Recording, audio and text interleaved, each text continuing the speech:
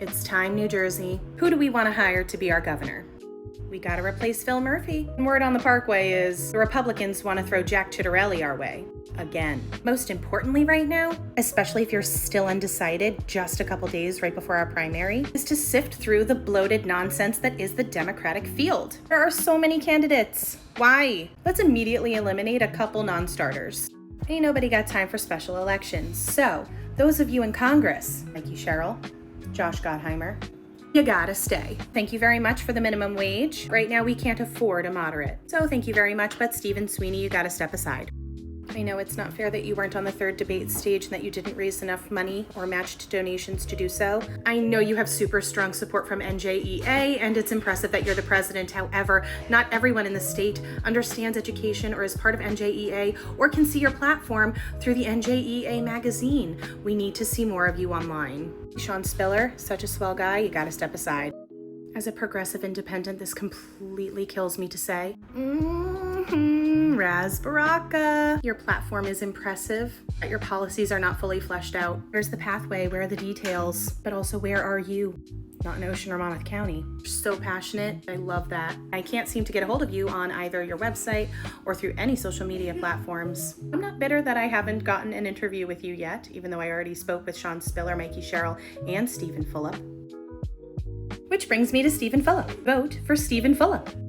Truly, he's the real deal. He's legitimately the only candidate with fully fleshed out policy plans, like plans that have resources, research, and actual pathways to accomplish them. Which means if we choose him as governor, when he's actually governor, he can just straight up start working.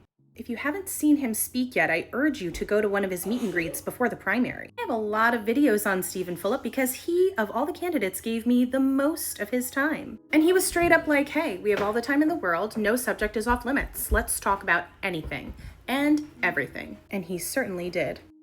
Now, how I started this video, we need a candidate that can and will beat out Jack Ciattarelli. Unless the Republicans come to their senses and actually throw someone reasonable out there, like John Bramnick. Stephen Fulop is the only candidate I believe that can go toe-to-toe with anyone they throw at us. This moment demands someone different.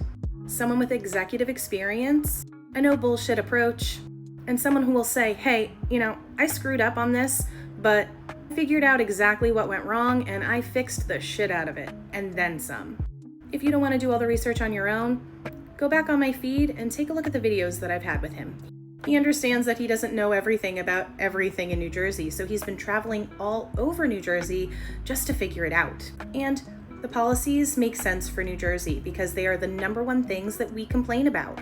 So he's focusing on transportation, affordability, ranked choice voting, worrying about the environment, the corruption tax, and taking care of that crazy income gap. He speaks to all of the things that we're pissed about, and he's got the data and experience to back it up. So, June 10th, because I'm voting in person, I'm voting for Stephen Fulop. There's no other candidate, and that's just how I see it, through my specs.